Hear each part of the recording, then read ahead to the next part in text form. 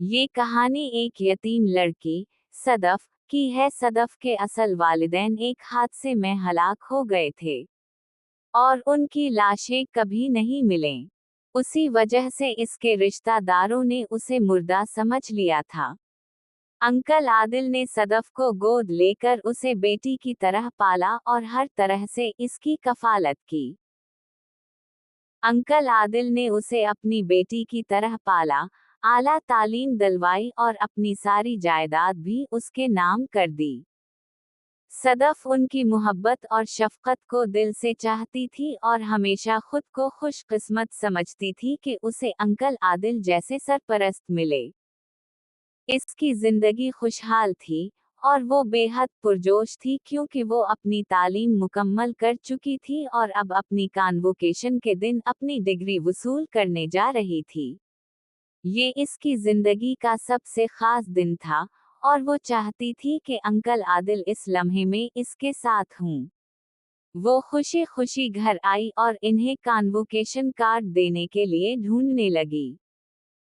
लेकिन जब वो पूरे घर में तलाश के बावजूद इन्हें ना पा सकी, तो उसने उनके बेडरूम की खिड़की में झांका, और जो मंजर उसने देखा वो नाकाबिल यकीन था। इसका दिल धिक से रह गया।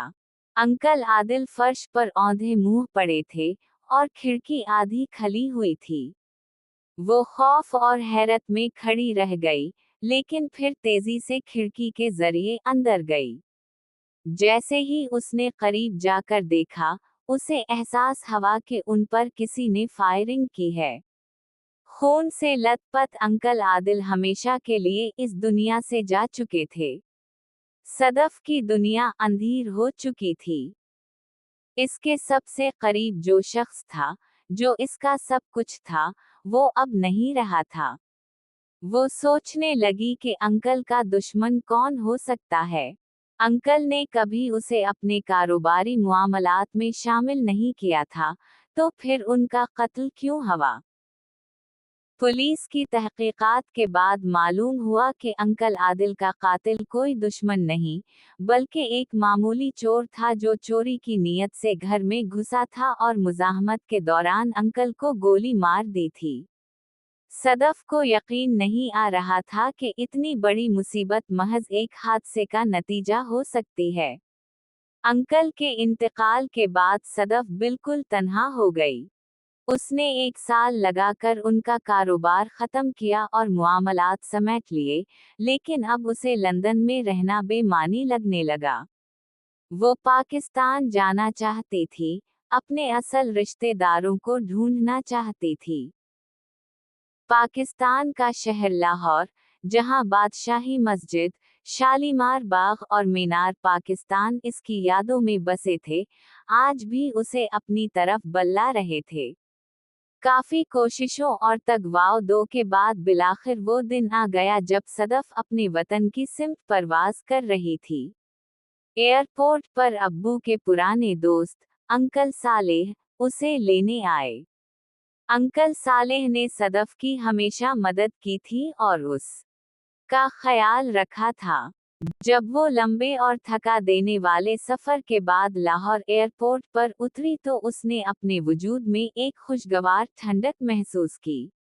एक मुद्दत बाद वो अपनी मिट्टी में वापस आई थी। लाहौर आज भी वैसा ही पररौनक था, मगर उसका घर अभी तक निगाहों से ओझल था। वो अपनी दोस्त नसरीन के चचा आसिम अंकल के घर गई, जिन्होंने उसे खुश दिल्ली से खुश आमदीद कहा और अपने घर में ठहराया। सदफ ने उनके साथ मिलकर सारा शहर छान मारा, लेकिन अपने आबाई घर का कुछ सुराग ना मिला। वो मायूस हो चुकी थी, मगर एक दिन जब वो अंकल आसिम के हमराह शहर के मुज़ाफ़ात से गुजर रही थी, तो अचानक उसे एक पुरानी हवेली नजर आई। दरवाजे पर बड़ा सा ताला लगा था और तख्ती पर दादा एहसान का नाम मदहम सा लिखा था। दिल की धड़कन तेज हो गई। सदफ ने बेइख्तियार हवेली के अंदर जाकर पुकारा, दादी, ताया, अब्बू, दानियाल, आयशा, सुलेमान। लेकिन हर तरफ खामोशी थी। करीब ही एक बूढ़ा शख्स मस्जिद के बाहर बैठा था। इसने सदफ को हैरानी से देखा और कहा, बेटी, कहीं बाहर से आई हो? कसे ढूंढ रही हो? ये हवेली तो कई सालों से वीरान है। बूढ़े ने बताया कि पहले यहाँ कुछ अरसा वो चौकीदारी करता था, मगर जब मकीन चले गए तो उसने भी हवेली छोड़ दी। सदफ की आंखें भर आईं। इसने बूढ़े से अपनी दादी और बाकी रिश्तेदारों का पूछा। बूढ़े ने अफसोस से बताया कि दादी का इंतकाल उनके छोटे बेटे के कार हादसे के बाद हो गया था। बाकी दो भाइयों में जायदाद के लिए शदीद झगड़ा हुआ, मुकदमेबाजी तक नौबत आ गई। एक भाई उबैद कहीं और मुंतकिल हो गए, और दूसरे, हसीब, अभी लाहौर में रहते थे। ये सुनकर सदफ को उम्मीद की एक किरण नजर आई। वो खुशी और बेचैनी के मिले जले जज्बात के साथ ताया हसीब के घर पहुंच गई। दरवाजे पर बेल दी, मुलाजिम ने अंदर बिठाया, और थोड़ी देर बाद ताया और ताई अंदर आए। इन्होंने सदफ को हैरत से देखा और इसकी बातें खामोशी से सुनते रहे। सदफ ने अंकल आदिल, अपनी जिंदगी और यहाँ तक पहुँचने की सारी कहानी इन्हें बताई। रात गए तक बातें होती रहीं, और फिर उसे गेस्ट रूम में सुला दिया गया। अगली सुबह सदफ खुश थी। इसका दिल हल्का हो गया था, जैसे उसने दूसरा जन्म लिया हो। वो अपने कजन से मिलने के लिए बेचैन थी, लेकिन नाश्ते की मेज पर ही इसकी खुशी खत्म हो गई। ताया और ताई के रवैये में अजीब सी सर्द पेहर थी। नाश्ते के दौरान ताया ने उल्टे सीधे सवालात करने शुरू कर दिए। सदफ को अंदाजा हो गया कि वो इस पर शक कर रहे हैं। ताया ने पुलिस को फोन कर दिया और सदफ से उसका पासपोर्ट तलब कर लिया। ताई ने कहा, तुम अगर सदफ हो भी, तो भी हमें कोई फर्क नहीं पड़ता। आदिल मर गया, उसके वारिस भी मर गए। हमें अब तुम्हें अपना रिश्तेदार मानने की कोई जरूरत नहीं। सदफ की आंखें हैरत और दिक से भर गईं। वो कस्में खा खा कर कहती रही कि उसे जायदाद नहीं चाहिए, सिर्फ अपने चाहिए, मगर किसी ने इसकी एक ना सुनी। यही वो लम्हा था जब सदफ को एहसास हुआ कि दुनिया में सब रिश्ते झूठे हैं।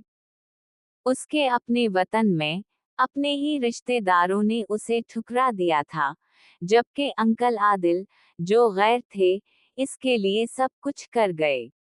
वो इस जिल्लत और धोखे को कभी ना भूल पाई। वो जान गई कि दौलत, रिश्ते और खून के ताल्लुकात से ज्यादा अहम एक इंसान का सच्चा होना होता है। इसने फैसला कर लिया कि वो कभी पीछे मुड़कर नहीं देखेगी। उसके लिए अब बस एक ही हकीकत थी, वो वापस लंदन जाएगी और माजी को हमेशा के लिए दफन कर देगी।